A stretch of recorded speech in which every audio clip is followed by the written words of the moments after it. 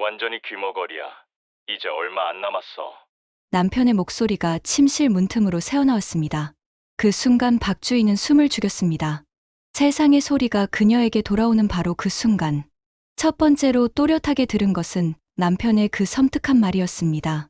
차가운 복도 벽에 몸을 기댄 채 주인은 온몸이 얼어붙는 것을 느꼈습니다. 귀머거리. 그것은 분명 자신을 가리키는 말이었습니다. 손끝이 차가워지고 등줄기로 식은땀이 흘러내렸습니다. 남편은 전화를 이어갔습니다. 목소리를 더욱 낮추며 무언가를 속삭였지만 아직 완전히 회복되지 않은 청력으로는 그 내용을 정확히 들을 수 없었습니다. 하지만 그 낮고 음침한 톤만으로도 충분히 섬뜩했습니다. 발소리가 문 쪽으로 다가왔습니다. 주희의 심장이 미친 듯이 뛰기 시작했습니다. 20년 결혼 생활에서 한 번도 남편에게 거짓말을 해본 적이 없던 그녀였습니다. 하지만 지금 이 순간 본능이 속삭였습니다. 아직은 들리지 않는 척해야 한다고. 문이 열리자 남편과 눈이 마주쳤습니다. 그의 얼굴에 순간 놀람이 스쳐 지나갔습니다. 눈썹이 살짝 치켜 올라가고 입술이 미세하게 떨리는 그 찰나의 변화를 주인은 놓치지 않았습니다. 여보, 언제 왔어? 남편의 목소리에서 당황함이 묻어났습니다. 불과 몇 초 전까지의 차가운 목소리와는 전혀 다른 20년간 익숙했던 다정한 말투였습니다. 그 급작스러운 변화가 주희를 더욱 혼란스럽게 했습니다. 주희는 침착함을 유지하려 애쓰며 아무 말 없이 그를 바라보았습니다. 마치 소리를 듣지 못하는 사람처럼 그의 입술만 주시했습니다. 눈빛에 의문을 담아 고개를 살짝 갸웃했습니다. 남편의 표정이 순식간에 안도로 바뀌었습니다. 어깨의 긴장이 풀리고 주름진 이마가 펴지는 것을 주인은 놓치지 않았습니다. 그는 자신의 통화를 들키지 않았다고 확신하고 있었습니다. 많이 힘들지? 남편이 다가와 그녀를 포옹하며 귀가에 속삭였습니다. 그의 체온과 익숙한 향기가 전해졌지만 이제는 모든 것이 낯설게 느껴졌습니다. 따뜻한 손길과 다정한 목소리. 이 모든 것이 거짓일 수도 있다는 생각에 주인은 전율했습니다. 한 달 전 갑작스런 돌발성 난청으로 세상의 모든 소리를 잃었을 때도 이렇게 무서웠던 적은 없었습니다. 커피 머신 소리도, 뉴스 진행자의 목소리도, 샤워실 물소리도 모두 사라진 그 순간보다 지금이 더 두려웠습니다. 20년 동안 함께 일군 한우식품의 CEO 자리에서 물러나야 했을 때도, 평생의 동반자였던 남편에게 모든 것을 의지해야 했을 때도 이런 공포는 느끼지 않았습니다. 매일 아침 병원에 데려다 주고 밤마다 손을 잡고 위로해 주던 그 남편이 혹시 자신을 속이고 있었던 것일까요? 오늘 병원에서 뭐라고 했어? 남편이 핸드폰 메모장에 글을 적어 보여주었습니다. 주인은 떨리는 손으로 핸드폰을 받아들고 답장을 적었습니다. 별다른 변화 없대요. 좀 더 지켜봐야 한다고 했어요. 거짓말이었습니다. 사실 오늘 아침 담당 의사는 청력이 서서히 회복되고 있다고 말했습니다. 기적 같은 일이라고 했습니다. 하지만 지금 주인은 그 기적을 남편에게 숨겨야 한다는 것을 본능적으로 알고 있었습니다. 남편은 안타까운 표정을 지으며 고개를 끄덕였습니다. 그리고 부엌으로 향하며 말했습니다. 영양제 챙겨 먹어야지. 귀에 좋대. 영양제. 남편이 난청 이후 매일 아침 챙겨주던 그 하얀 알약들이 떠올랐습니다. 지금까지는 고마운 마음으로 받아먹었던 것들이었는데 이제는 의심스럽게 느껴졌습니다. 완전히 귀머거리야. 이제 얼마 안 남았어. 그 말이 계속 머릿속을 맴돌았습니다. 주인은 남편이 부엌에서 영양제를 가져오는 동안 자신이 앞으로 어떻게 행동해야 할지 필사적으로 생각했습니다. 진실을 알아내기 위해서는 계속해서 청력을 잃은 척해야 했습니다. 그리고 조심스럽게, 아주 조심스럽게 남편을 지켜봐야 했습니다. 남편이 부엌에서 가져온 하얀 알약을 바라보며 주인은 지난 날을 되돌아보았습니다. 어떻게 이런 상황까지 오게 되었을까요? 주위의 뛰어난 사업 감각과 상훈의 체계적인 경영 능력이 만나 한우식품은 전국 유통망을 갖춘 중견 기업으로 발전했습니다. 주인은 대표이사로, 상훈은 부사장으로 20년간 함께 회사를 일궈왔습니다. 하지만 한 가지 아쉬움이 있었습니다. 아이였습니다. 결혼 5년 차, 사업도 안정되고 미래를 꿈꾸며 아이를 가지려 했던 때가 있었습니다. 처음에는 자연스럽게 임신을 기다렸습니다. 하지만 1년, 2년이 지나도 소식이 없자 병원을 찾았고 끝내 불임 진단을 받게 되었습니다. 그날 집으로 돌아오는 차 안에서 흘린 뜨거운 눈물을 주인은 지금도 기억하고 있습니다. 이후 시작된 여러 번의 시술과 실패. 처음에는 괜찮아. 우리는 둘이서도 행복해라고 말하던 그가 나중에는 아이 얘기만 나오면 방을 나가 버리곤 했습니다. 마지막 시술 실패 후 상우는 더 이상 시도하지 말자고 했습니다. 그때 실망이 가득 찬 그의 눈빛이 아직도 가슴에 박혀 있었습니다. 하지만 주인은 그 상처를 회사 일에 묻으며 살아왔습니다. 한우식품은 그녀의 또 다른 자식이었고 남편과 함께 키워낸 소중한 결실이었습니다. 그런데 한 달 전 모든 것이 바뀌었습니다. 그날 아침도 평소와 다름없었습니다. 커피를 내리고 뉴스를 보며 아침을 먹고 회사 갈 준비를 하던 중이었습니다. 갑자기 세상의 모든 소리가 사라졌습니다. 커피 머신 소리도, 뉴스 진행자의 목소리도, 샤워실에서 떨어지는 물소리도 모두 없어졌습니다. 처음에는 일시적인 현상이라 생각했습니다. 귀를 후비기도 하고 고개를 흔들어 보기도 했습니다. 하지만 소용없었습니다. 세상이 무성 영화처럼 변해버린 것입니다. 급히 병원으로 달려갔습니다. 담당 의사인 강동철 의사의 진단은 충격적이었습니다. 돌발성 난청입니다. 원인을 정확히 알 수는 없지만 즉시 치료를 시작해야 합니다. 다만 회복 여부는 장담할 수 없습니다. 핸드폰 메모장으로 전달받은 그 진단 결과를 상훈에게 보여주던 순간 그의 표정이 일그러졌던 것을 주인은 기억했습니다. 놀람인지 실망인지 아니면 다른 감정인지 그때는 단순히 걱정 때문이라고 생각했었습니다. 청력을 잃으면서 주위의 삶은 완전히 달라졌습니다. 무엇보다 회사 경영에서 물러나야 했습니다. 중요한 회의를 진행할 수도 직원들과 소통할 수도 없었습니다. 해외 진출을 앞두고 있던 중요한 시기였지만 어쩔 수 없이 모든 권한을 상훈에게 넘겨야 했습니다. 상훈은 그런 주의를 세심하게 돌봐주었습니다. 매일 아침 병원에 데려다 주고 저녁에는 그녀의 손을 잡고 위로해 주었습니다. 핸드폰 메모장으로 대화하며 회사 상황도 꼼꼼히 보고해 주었습니다. 그리고 무엇보다 매일 아침 영양제를 챙겨주었습니다. 지금 주위 앞에 놓인 그 하얀 알약들을 바라보며 그녀는 새로운 의문이 들기 시작했습니다. 정말 이것이 영양제일까요? 방금 전 들은 그 섬뜩한 통화 내용과 연결해서 생각해보니 모든 것이 의심스러워졌습니다.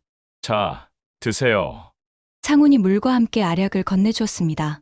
주인은 평소처럼 받아들고 입에 넣는 척했습니다.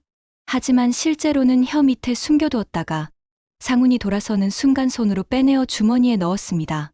이런 거짓말과 속임수가 언제까지 계속되어야 할까요? 그리고 정말로 20년간 믿어온 남편이 자신을 배신하고 있는 것일까요? 주인은 상훈이 회사로 출근 준비를 하는 모습을 지켜보며 마음속으로 다짐했습니다. 진실을 알아내야 한다고. 그 진실이 아무리 고통스럽더라도 이대로 속고만 있을 수는 없다고. 상훈이 현관문을 나서며 손을 흔들어 인사했습니다. 주희도 미소 지으며 손을 흔들었습니다. 하지만 그 미소 뒤에는 차가운 결심이 숨어 있었습니다. 이제부터 진짜 연기가 시작되는 것입니다. 상훈이 출근한 후 주인은 집 안의 고요함 속에서 자신의 청력을 점검해 보았습니다. 시계 초침 소리가 희미하게 들렸습니다. 냉장고 모터 소리도 어렴풋이 감지되었습니다. 분명히 회복되고 있었습니다. 하지만 이 사실을 아무에게도 알려서는 안 되었습니다. 특히 상훈에게는 절대로.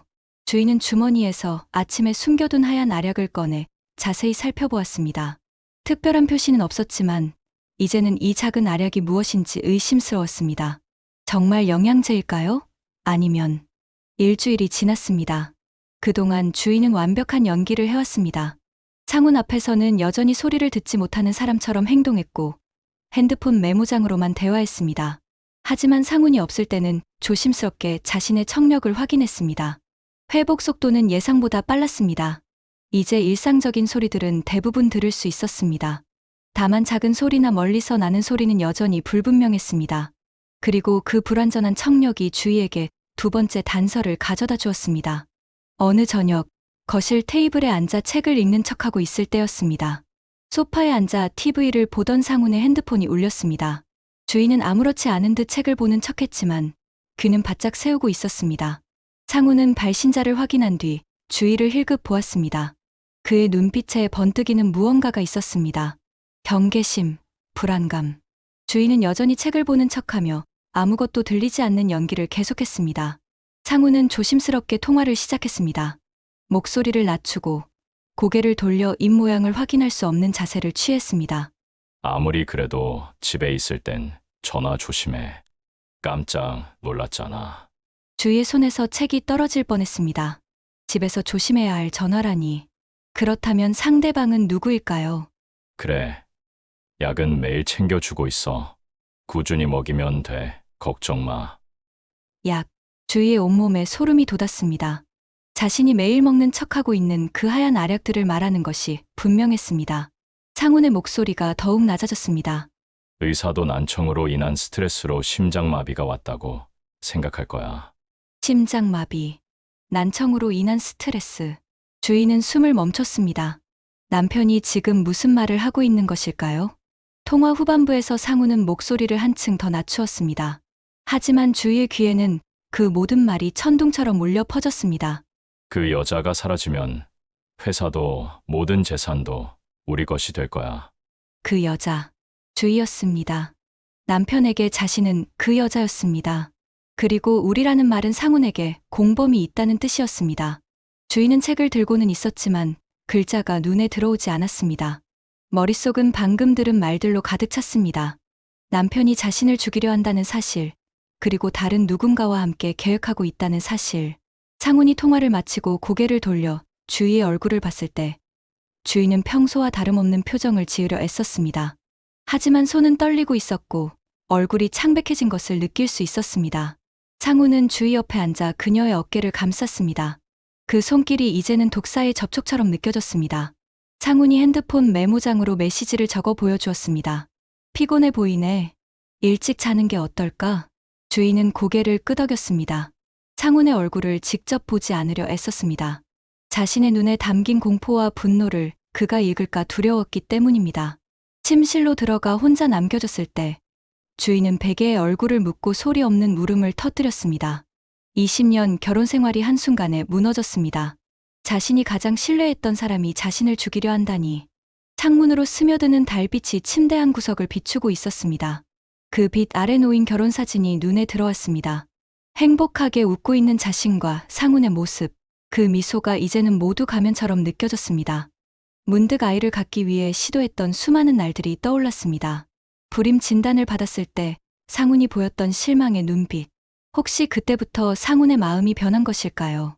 아이를 가질 수 없다는 이유로 자신을 미워하게 된 것일까요? 하지만 곧 정신을 차렸습니다. 자신을 탓할 시간은 없었습니다. 이제는 진실을 찾아야 했습니다. 상훈의 공범이 누구인지, 그들의 계획이 구체적으로 무엇인지 알아내야 했습니다. 20년간 일군 회사, 자신의 인생 모든 것을 지켜내기 위해 강해져야 했습니다. 상훈과 그의 공범이 누구든 그들의 계획을 밝혀내고 정의를 실현해야 했습니다. 다음 날부터 주희는 더욱 치밀하게 행동하기 시작했습니다. 매일 아침 상훈이 주는 약을 먹는 척하면서 실제로는 따로 보관했습니다. 그리고 상훈의 행동을 세심하게 관찰했습니다. 상훈의 핸드폰이 울릴 때마다 귀를 기울였고 그의 신용카드 명세서도 몰래 확인해 보았습니다. 공범이 누구인지, 그들이 언제 어디서 만나는지 알아내야 했습니다. 주희는 이제 더 이상 무력한 희생자가 아니었습니다. 진실을 찾아내는 사냥꾼이 된 것입니다. 며칠이 지난 후 주희는 중요한 결심을 했습니다. 상훈의 공범이 누구인지 알아내기 위해 직접 회사를 방문하기로 한 것입니다. 상훈에게는 병원 진료 후 친구를 만난다고 거짓말을 했습니다. 오랜만에 정장을 차려입고 화장을 하는 자신을 거울에서 바라보며 주희는 다시 한번 각오를 다졌습니다. 네이비 블루 정장과 진주 목걸이. 이것은 CEO 박주희의 트레이드 마크였습니다. 한우식품 본사 건물 앞에 도착했을 때 가슴이 뛰었습니다. 자신이 평생을 바쳐 일군 회사였지만 지금은 낯선 곳처럼 느껴졌습니다. 로비에 들어서자 안내 데스크 직원이 놀란 표정으로 일어났습니다.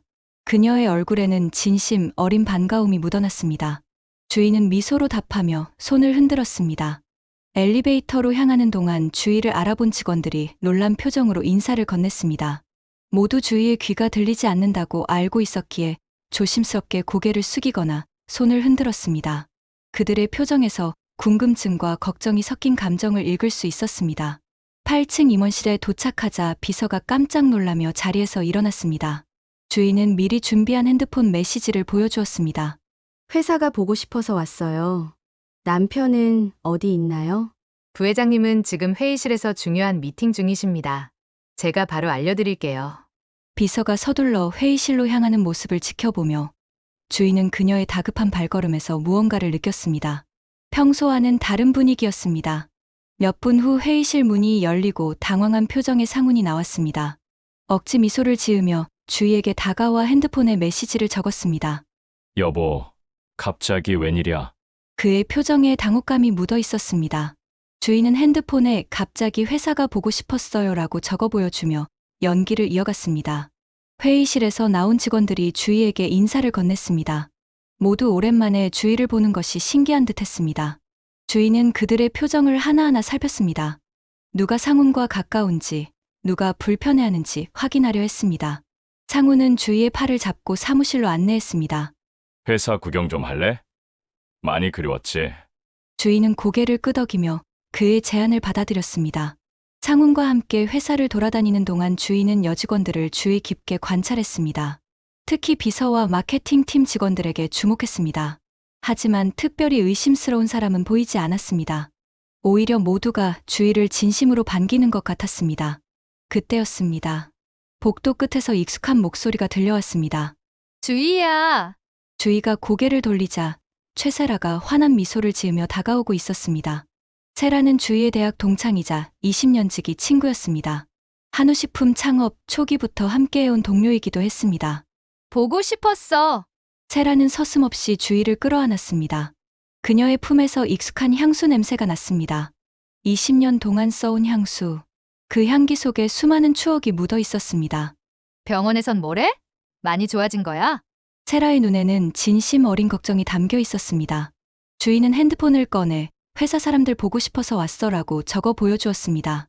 세라는 주희의 손을 꼭 잡았습니다. 그리고 핸드폰을 꺼내 빠르게 메시지를 적기 시작했습니다. 많이 힘들지? 미안해. 바빠서 자주 못 찾아갔네. 요즘 신제품 출시 때문에 정신이 없어서. 이번 주 주말에 집에 놀러 갈게. 세라는 대학 시절부터 함께한 친구였습니다.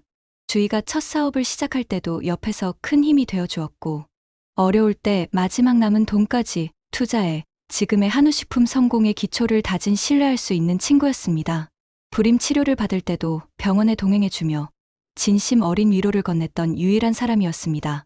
주희야, 아이가 없어도 너는 이미 완벽한 사람이야 라고 말해주던 그녀였습니다. 상훈과도 20년 넘게 가족처럼 지내온 사이였습니다. 서로를 편하게 대하는 것이 당연한 관계였습니다. 모두들 널 그리워해. 빨리 돌아와서 회사를 이끌어줘. 세라의 메시지를 보고 주희의 가슴이 찡했습니다. 20년 지기 친구 앞에서 순간 모든 것이 무너질 뻔했습니다. 지금 겪고 있는 모든 것을 얘기하고 싶었습니다. 상훈의 이상한 통화와 정체불명의 약, 모든 걸 털어놓고 세라의 조언을 구하고 싶었습니다. 하지만 그럴 수 없었습니다. 아직 주희에게는 확실한 증거가 부족했습니다. 모든 증거를 모을 때까지는 귀가 들리지 않는 척 연기해야 했습니다. 그렇게 주희는 그날 아무런 성과 없이 집으로 돌아가야 했습니다. 남편의 공범이 누구인지는 여전히 수수께끼였습니다. 회사 직원들 중에는 특별히 의심스러운 사람이 보이지 않았고, 세라는 변함없는 친구의 모습이었습니다. 하지만 주희는 포기하지 않았습니다. 반드시 진실을 밝혀낼 것입니다. 그 주말, 현관벨이 울렸습니다. 상훈이 문을 열자 세라가 화사한 미소와 함께 커다란 과일 바구니를 들고 서 있었습니다. 세 사람은 거실 테이블에 둘러앉아 차를 마시며 담소를 나누었습니다. 평화로운 주말 오후의 풍경이었습니다. 세라는 주희의 손을 다정하게 잡고 병원 상황을 물었고 회사 근황에 대해서도 이야기했습니다. 모든 것이 자연스러웠습니다. 주희가 잠시 핸드폰을 확인하고 있을 때였습니다. 갑작스럽게 분위기가 바뀌었습니다. 세라가 상훈을 향해 몸을 돌리며 전혀 예상치 못한 말을 꺼냈습니다. 상훈 씨, 그때 그 호텔 정말 좋았어요. 우리 조만간 한 번 더 가요. 그 순간 주희의 온몸이 얼어붙었습니다. 세라와 상훈 사이에 호텔이라니. 주희는 핸드폰을 보는 척하면서 모든 신경을 그들의 대화에 집중했습니다.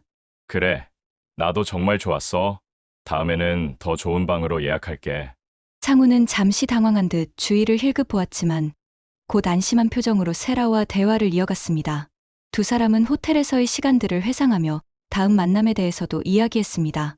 주희가 들을 수 없다고 생각하며 점점 더 대담해졌습니다. 그나저나 약은 잘 먹고 있어요? 이어서 세라는 약에 대해 물었습니다.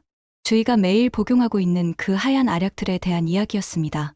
상우는 꾸준히 잘 먹이고 있다고 답했습니다.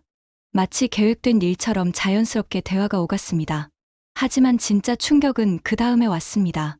세라가 목소리를 낮추며 지금까지 숨겨왔던 진심을 드러내기 시작한 것입니다. 그녀는 자신이 항상 주희의 그림자 속에서 2인자 역할만 해왔다고 말했습니다. 회사 창업 자금을 투자했던 것도 자신인데 모든 성과와 명예는 주희가 독차지했다는 불만을 토로했습니다. 20년간 쌓인 질투와 원망이 세라의 입에서 쏟아져 나왔습니다. 이제는 자신들의 차례라고 했습니다. 상훈 역시 너무 오래 주희의 그림자였다며 세라의 말에 동조했습니다. 저 여자만 사라지면 모든 게 다 우리 거야.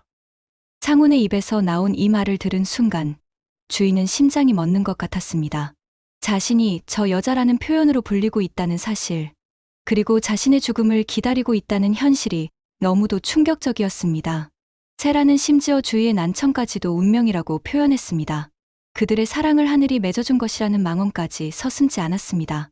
주희가 들을 수 없다고 생각하며 그들은 점점 더 노골적으로 자신들의 계획과 감정을 드러냈습니다. 주희는 가슴 속에서 치밀어 오르는 분노를 필사적으로 억눌렀습니다. 손이 떨리고 얼굴이 붉어졌지만 그들에게 들키지 않으려 애썼습니다. 테이블을 내리치고 싶은 충동을 간신히 참으며 화장실에 가겠다는 메시지를 핸드폰에 적었습니다. 화장실 문을 닫는 순간 억눌렸던 감정이 폭발했습니다. 주희는 소리 없는 비명을 질렀습니다. 거울 속 자신의 모습은 창백하고 절망적이었습니다. 20년 우정과 결혼 생활이 한순간에 무너지는 것을 느꼈습니다. 하지만 주희는 곧 정신을 차렸습니다. 지금은 감정에 휩쓸릴 때가 아니었습니다. 차가운 물로 얼굴을 씻으며 마음을 다잡았습니다. 모든 것을 포기하고 싶었지만 그럴 수는 없었습니다. 제대로 된 복수를 위해서는 더 많은 증거가 필요했습니다. 거실로 돌아온 주희는 마치 아무 일도 없었던 것처럼 연기를 계속했습니다.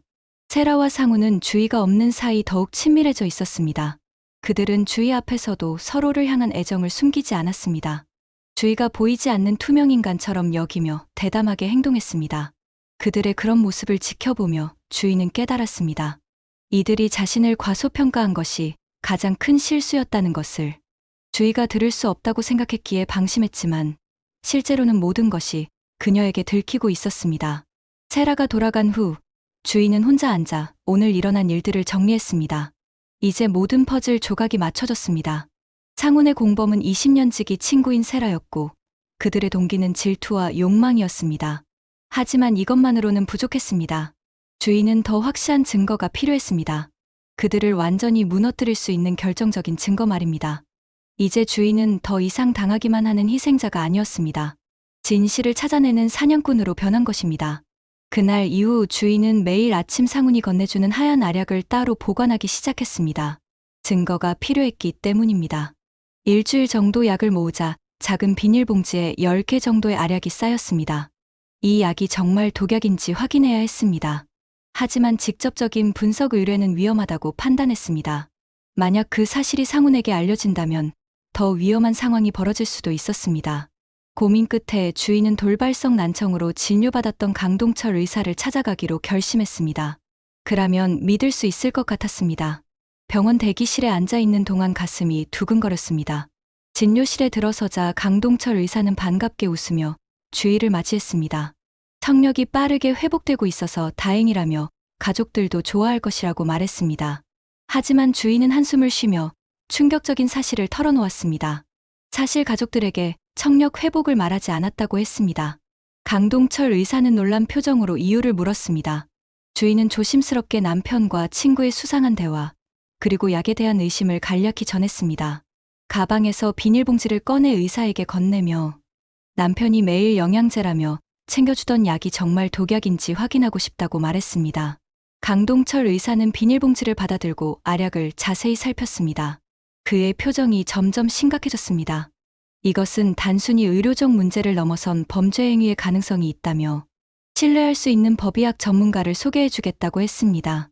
강동철 의사는 주희의 손을 꼭 잡고 정말 큰 일을 겪고 있다며 도와주겠다고 약속했습니다. 필요하다면 증인이 되어주겠다는 말까지 덧붙였습니다. 그의 진심 어린 걱정에 주희의 눈에 눈물이 차올랐습니다. 누군가 자신의 말을 믿어주고 도와준다는 것이 얼마나 큰 위안이 되는지 느꼈습니다. 며칠 후 강동철 의사에게서 전화가 왔습니다. 분석 결과가 나왔다는 소식이었습니다. 서둘러 병원으로 향한 주희는 진료실에서 강동철 의사와 함께 법의학 전문가인 김 교수를 만났습니다. 김 교수는 심각한 표정으로 분석 결과를 설명했습니다. 약물에는 심장 박동 조절 약물의 고농도가 함유되어 있다고 했습니다. 장기간 복용 시 심장 기능에 심각한 영향을 줄 수 있는 성분이라고 덧붙였습니다. 강동철 의사가 부연 설명을 이어갔습니다. 이 약물은 저용량으로는 심장 질환 치료제로 쓰이지만 고농도로 장기간 복용하면 심장 리듬 이상을 일으켜 심장마비를 유발할 수 있다고 했습니다. 자연스러운 죽음으로 위장하기에 완벽한 독약이었습니다. 순간 주희는 숨이 막혔습니다. 자신의 의심이 사실로 확인된 것입니다. 상우는 정말로 자신을 죽이려 하고 있었고 그것도 아주 교묘하게 자연사로 위장하려 했던 것입니다. 김 교수는 즉시 경찰에 신고해야 한다고 조언했지만 주희는 고개를 저었습니다. 아직은 때가 아니라고 했습니다. 더 많은 증거가 필요하다며 그들의 관계와 계획의 전모를 모두 밝혀내야 한다고 설명했습니다. 강동철 의사는 더 이상 그 약을 복용해서는 안 된다고 당부했습니다. 주희도 당연히 그럴 생각이 없다고 답했지만 상훈이 의심하지 않도록 복용하는 척은 해야 한다고 말했습니다. 강동철 의사는 잠시 생각에 잠기더니 똑같은 모양의 가짜 알약을 제공해주겠다고 제안했습니다. 그렇게 주희는 가짜 알약을 받아 집으로 돌아갔습니다. 이제 상훈이 자신을 서서히 죽이려 한다는 확실한 증거를 갖게 되었습니다. 하지만 이것만으로는 부족했습니다. 집으로 돌아오는 택시 안에서 주희는 다음 단계를 계획했습니다. 상훈과 세라의 불륜 관계를 증명할 결정적인 증거가 필요했습니다. 그들이 만나는 장소, 대화 내용, 모든 것을 확보해야 했습니다. 집에 도착한 주희는 즉시 상훈의 신용카드 명세서를 찾아냈습니다. 평소라면 신경 쓰지도 않았을 서류들이었지만 이제는 모든 것이 달랐습니다. 한 장 한 장 꼼꼼히 살펴보던 중 중요한 단서를 발견했습니다. 최근 몇 개월간 상훈의 카드로 그랜드 호텔 결제가 4번이나 있었습니다. 출장을 갔다고 한 날짜와 정확히 일치했습니다. 주희는 직감적으로 알았습니다. 이제 그들을 현장에서 잡아야 한다고. 달력을 확인해 보니 이번 주 금요일 상훈이 중요한 출장이 있다고 했던 날이 있었습니다. 직감이 말해주었습니다. 그날 그들은 다시 만날 것이라고. 그날 저녁 주희는 상훈에게 다가가 핸드폰으로 메시지를 적었습니다. 이번 주에 친정에 다녀올까 한다며 엄마 아빠가 보고 싶어서 좀 쉬다 오겠다고 썼습니다. 상훈은 잠시 고민하는 듯하다가 미소 지으며 고개를 끄덕였습니다. 그의 눈에서 안도감이 번뜩이는 것을 주희는 놓치지 않았습니다. 아내가 없는 사이 마음껏 세라와 시간을 보낼 수 있다는 기쁨이 역력했습니다. 금요일 아침 주희는 여행 가방을 챙겨 집을 나섰습니다. 상훈은 평소보다 더 다정하게 배웅해 주었습니다. 그것이 죄책감을 달래는 방법인지 아니면 자신을 속이고 있다는 기쁨 때문인지는 알 수 없었습니다. 택시를 타고 그랜드 호텔 근처 작은 모텔로 향했습니다. 모텔 방에 짐을 풀고 선글라스와 모자, 그리고 평소와 다른 스타일의 옷으로 갈아입었습니다. 거울을 보니 다른 사람이 된 것 같았습니다. 오후부터 그랜드 호텔 로비 카페에 자리를 잡고 앉았습니다. 책을 읽는 척하며 주변을 관찰했습니다. 시간이 느리게 흘렀습니다. 혹시 예상이 틀린 건 아닐까 하는 불안감이 커져갔습니다. 저녁 7시경, 마침내 그들이 나타났습니다. 상훈이 먼저 호텔에 들어왔고 10분 후 세라가 뒤따라 들어왔습니다. 그들은 로비에서 만나 서로를 바라보며 미소 지었습니다. 마치 오랫동안 기다려온 순간을 맞이한 것처럼 보였습니다. 주희는 가슴이 찢어지는 것 같았지만 침착함을 유지했습니다. 떨리는 손으로 핸드폰을 꺼내 사진을 찍기 시작했습니다. 둘이 손을 잡고 있는 모습, 체크인하는 장면, 엘리베이터로 향하는 모습까지 여러 장의 사진을 찍어 확실한 증거를 확보했습니다. 이제 의심의 여지가 없었습니다. 모든 것이 사실이었습니다. 주희는 더 이상 혼란과 의심 속에 갇혀 있지 않았습니다. 진실을 알았고 그 진실을 바탕으로 완벽한 복수를 계획할 수 있었습니다. 며칠 후 주희에게 완벽한 기회가 찾아왔습니다. 상훈이 이번 주말에 세라의 생일 파티가 있다며 친구들과 모이는 자리에 함께 가겠느냐고 물어온 것입니다. 주희는 평온한 표정을 유지하며 핸드폰에 답장을 적었습니다. 피곤해서 그냥 쉬겠다고, 대신 축하해달라고 썼습니다. 상훈은 안심한 듯 미소를 지었습니다. 그 미소 뒤에 숨겨진 안도감을 주인은 놓치지 않았습니다. 세라의 생일 파티. 이보다 더 완벽한 타이밍은 없었습니다. 모든 진실이 밝혀질 순간이 온 것입니다. 토요일 저녁, 세라의 생일 파티가 열리는 저택 앞에 택시가 멈춰섰습니다. 주인은 미리 준비한 선물 상자를 손에 든 채 집 앞에 서 있었습니다. 거실 창문을 통해 웃음소리와 음악이 흘러나왔습니다. 깊게 숨을 들이마시고 초인종을 눌렀습니다. 파티장에는 여러 명의 친한 지인들이 모여 있을 것입니다. 20년 넘게 알고 지낸 사람들, 한우식품 창업 초기부터 함께해온 동료들, 세라와 주희가 대학 시절부터 알고 지내던 친구들, 이 모든 사람들이 오늘 진실을 목격하게 될 것입니다. 문이 열리는 순간 모든 것이 슬로우 모션처럼 느껴졌습니다. 세라의 미소, 상훈의 당황한 표정, 그리고 그들 주위로 모인 축하하는 사람들. 완벽한 장면 속으로 주희가 들어가는 순간이었습니다. 문이 완전히 열리자 모든 시선이 주희에게로 향했습니다. 방 안이 순식간에 조용해졌습니다. 음악만이 흐르는 가운데 사람들의 표정이 놀라움으로 바뀌었습니다. 세라의 얼굴은 창백해졌고 상훈은 그 자리에 얼어붙은 듯 서 있었습니다. 세라가 떨리는 목소리로 주희가 오늘 못 온다고 하지 않았느냐고 물었습니다. 그 순간 주희는 입을 열었습니다. 몸이 괜찮아져서 왔어. 가장 친한 친구 생일인데 와야지. 주희의 목소리가 방 안에 울려 퍼졌습니다. 그 순간 세라의 얼굴이 백지장처럼 하얗게 변했습니다. 자신의 목소리를 주희가 들었다는 것, 그리고 주희가 말을 할 수 있다는 것을 깨달았기 때문입니다. 상훈의 눈에는 공포가 스쳐 지나갔습니다. 그들의 비밀이 탄로났다는 사실을 직감한 것 같았습니다. 사람들 사이에서 놀라움의 감탄사가 들렸습니다. 한 친구가 놀란 표정으로 앞으로 나섰습니다. 주희가 이제 들을 수 있느냐며 언제부터냐고 물었습니다. 주희는 침착하게 방 안으로 들어서며 미소 지었습니다. 평소 입던 스타일의 우아한 원피스, 단정하게 올린 머리, 그리고 트레이드마크인 진주 목걸이까지 완벽하게 CEO 박주희의 모습으로 돌아온 것입니다. 사람들은 여전히 놀라움에서 벗어나지 못한 채 서로를 바라보았습니다. 주희가 자연스럽게 대화하는 모습에 모두가 충격을 받은 듯했습니다. 주희는 세라에게 다가가 선물 상자를 건넸습니다. 생일 축하한다며 특별히 신경을 많이 썼다고 말했습니다. 세라는 떨리는 손으로 선물을 받았습니다. 그녀의 눈에는 두려움이 가득했습니다.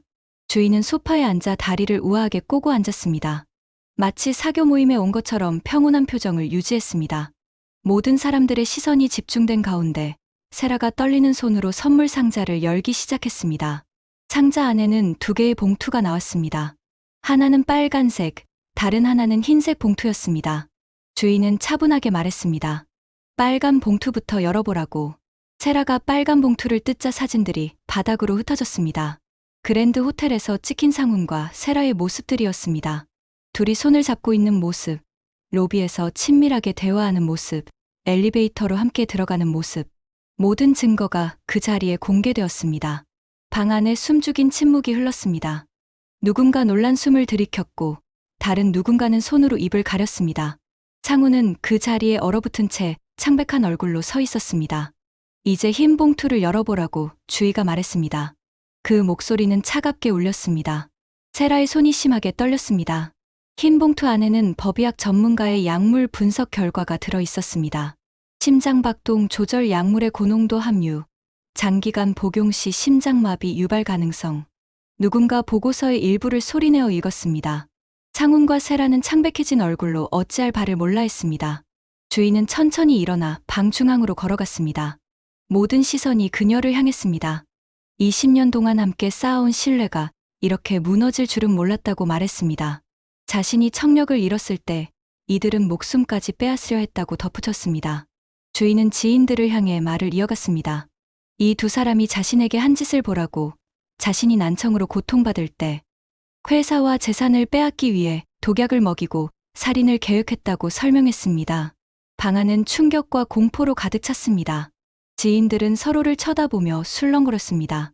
이런 상황을 믿을 수 없다는 듯 고개를 저었지만 증거는 명백했습니다. 세라가 갑자기 무릎을 꿇었습니다. 그녀의 눈에서는 눈물이 흘러내렸습니다. 모든 것이 오해라며 애원했지만 주인은 단호했습니다. 더 이상 거짓말은 필요 없다고, 모든 것을 알게 되었다고 말했습니다. 사랑과 우정을 가장한 배신이 이렇게 추악할 줄은 몰랐다는 주희의 말에 그 자리에 있던 모든 사람들이 경악했습니다. 20년 우정과 결혼 생활의 가면이 완전히 벗겨진 순간이었습니다. 그날 밤 주인은 즉시 경찰에 신고했습니다. 모든 증거가 완벽했기에 수사는 신속하게 진행되었습니다. 약물 분석 결과, 호텔에서의 불륜 증거, 그리고 파티에서 목격한 수많은 증인들까지 상훈과 세라가 변명할 여지는 전혀 없었습니다. 재판은 6개월간 지속되었습니다. 증거 수집부터 증언까지 긴 시간이 필요했지만 결과는 명확했습니다. 법정에 선 상훈과 세라의 모습은 파티장에서 보았던 그들과는 완전히 달랐습니다. 자신감 넘치던 표정은 사라지고 지친 얼굴로 최후 변론을 듣고 있었습니다. 피고인 김상훈, 최세라는 살인미수 및 공모 혐의로 각각 징역 7년을 선고합니다. 판사의 망치 소리가 법정에 울려 퍼졌습니다. 주위의 귀에는 그 소리가 또렷하게 들렸습니다. 청력은 완전히 회복되었고 이제 모든 소리를 분명하게 들을 수 있었습니다. 법정에 있던 사람들 사이에서 작은 술렁임이 일었지만 주인은 담담하게 앉아 있었습니다. 상훈은 주위를 마지막으로 바라보았습니다. 그의 눈에는 후회와 비통함이 담겨 있었습니다. 세라는 고개를 숙인 채 흐느끼고 있었습니다. 이혼 소송은 더 빨리 끝났습니다. 상훈의 불륜과 살인미수 혐의가 인정되어 주위가 완전히 승리했습니다. 재산 분할에서도 주위가 일군 회사와 모든 재산에 대한 권리를 인정받았습니다. 법원은 악의적 혼인 파탄으로 판단했고 그에 따른 모든 법적 결과는 상훈에게 불리하게 작용했습니다. 회사로 돌아온 주위를 모든 직원들이 환영했습니다. 그녀는 직원들에게 모든 상황을 솔직하게 설명했고 모든 직원들은 주위의 용기와 결단력에 박수를 보냈습니다. 한우식품의 CEO로서 주위의 위치는 더욱 확고해졌습니다. 불법적인 방법으로 회사를 차지하려 했던 상훈과 세라의 계략이 실패로 돌아간 지금 직원들의 신뢰는 더욱 두터워졌습니다. 주인은 앞으로 한우식품이 더 투명하고 정직한 경영을 하겠다고 약속했습니다. 법적 문제가 모두 해결된 지 1년 후 주인은 새로운 결심을 하게 되었습니다. 돌발성 난청을 겪으며 경험했던 그 고통과 외로움을 잊을 수 없었습니다. 청각장애인 지원센터를 설립하기로 한 것입니다. 한우식품의 성공으로 얻은 재산을 의미 있게 사용할 수 있는 기회였습니다. 6개월간의 준비 끝에 드디어 소리의 다리 센터 개관식 날이 왔습니다. 개관식에는 많은 사람들이 참석했습니다. 청각장애인 단체 대표들, 의료진, 그리고 한우식품의 직원들까지 모두의 시선이 무대 위 주위를 향했습니다. 주인은 떨리는 목소리로 연설을 시작했습니다. 자신의 인생에서 가장 어두운 순간에 청력을 잃었을 때 처음으로 진정한 외로움이 무엇인지 알게 되었다고 말했습니다. 소리 없는 세상에서 느꼈던 절망감, 하지만 그 고통스러운 시간이 새로운 눈을 열어주었다고 설명했습니다. 당연하게 여기는 것들이 얼마나 소중한지, 그리고 주변에 도움이 필요한 사람들이 얼마나 많은지 비로소 깨달았다고 했습니다. 자신이 경험한 고통이 다른 이들에게는 희망이 되길 바란다며 발표를 마쳤습니다. 센터 개관 2달 후 주희에게 특별한 만남이 찾아왔습니다. 7살 지민이가 사회복지사와 함께 센터를 방문한 것입니다. 선천성 청각장애가 있는 지민이는 부모를 일찍 잃고 아동보호시설에서 자라고 있었습니다. 작고 동그란 눈을 가진 지민이였지만 그 눈빛은 경계심으로 가득했습니다. 낯선 환경에 불안해하는 모습이 역력했습니다. 하지만 주희가 수화로 대화를 시작하자 지민이의 표정이 조금씩 풀어졌습니다. 주희도 한때 들을 수 없었다고 설명하자 지민이는 놀란 표정을 지었습니다. 그날부터 주희는 직접 지민이의 피아노 수업을 담당했습니다. 지민이는 놀라운 속도로 배워나갔고 시간이 지날수록 둘 사이에 특별한 유대감이 형성되었습니다. 6개월의 긴 과정 끝에 마침내 입양이 승인되었습니다. 지민이에게 이 소식을 전했을 때 그녀의 눈에 맺힌 눈물, 그리고 처음으로 본 그녀의 진심 어린 미소. 그 순간 주희는 가슴속에 있던 오랜 상처가 치유되는 것을 느꼈습니다. 3년이 흐른 지금 10살이 된 지민이는 피아노 실력이 놀라운 속도로 향상되었습니다.